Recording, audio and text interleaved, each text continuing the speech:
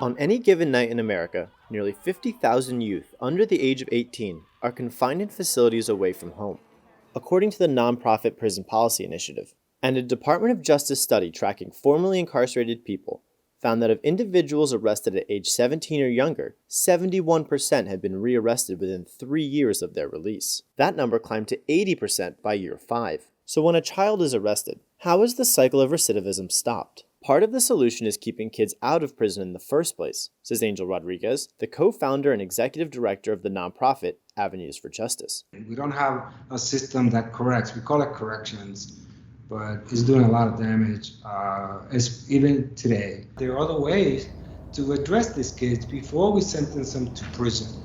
Founded in 1979 as the Andrew Glover Youth Program, Avenues for Justice works with New York City's court system to offer youth offenders alternatives to incarceration. Gamal Willis is the organization's manager of court outreach and advocacy. When you think about the criminal justice system, particularly here in New York State, either they're on an island, they're isolated far away, or upstate, out of sight, out of mind.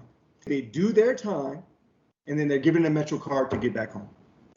Almost banking on, recidivism. They're going to go right back into that system again. Avenues for Justice works off of referrals, those from the court system after an adolescent has been arrested, and those from the community when a child may be at risk of heading in that direction.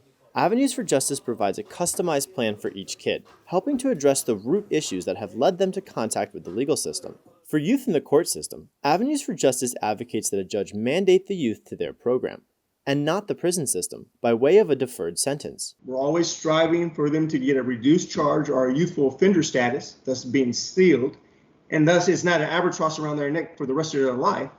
But ensuring youthful offender status is only the start. Avenues for Justice helps reconnect a kid with school, provides tutoring, and helps them prepare for standardized tests. For others, the organization provides job training, digital literacy classes, and workshops around other creative outlets. Evening out our inhales and exhales literally sends a message to the brain. And Avenues for Justice helps arrange therapy and family counseling to help with mental health needs, substance abuse, and other underlying issues.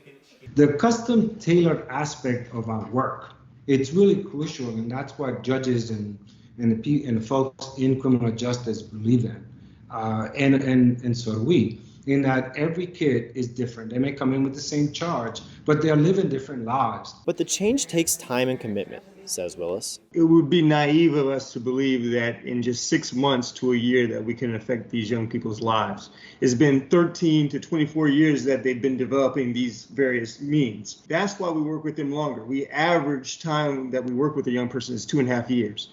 And it works. In 2020, 90% of Avenues for Justice participants had no new arrests 3 years after joining the program. 97% had no new convictions, and 97% were not reincarcerated. Luis Concepcion is one of Avenues for Justice's success stories. He was 14 at the time of his arrest. And I was a problem child. My mother was on public assistance. My father was a substance abuser. And because of that and problems that I was having, I just led to the streets. And I was arrested in February of 1995. You grow up in a cycle of poverty. You grow up in the cycle of uneducated parents. You grow up in a cycle of broken homes.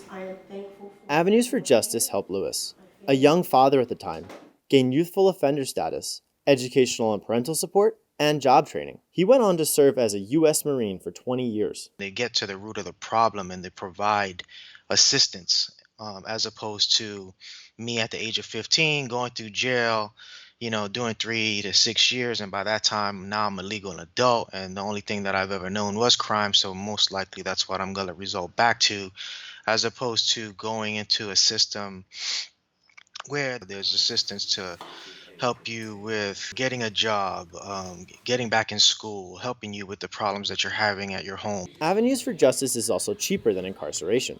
It can cost a state facility hundreds of thousands of dollars per year to incarcerate one youthful offender, compared to the $5,500 or so Avenues for Justice needs in order to provide support. And that's what we provide into a system that doesn't believe in a lot of alternatives, to provide opportunities for inner city kids who just need sometimes a second chance.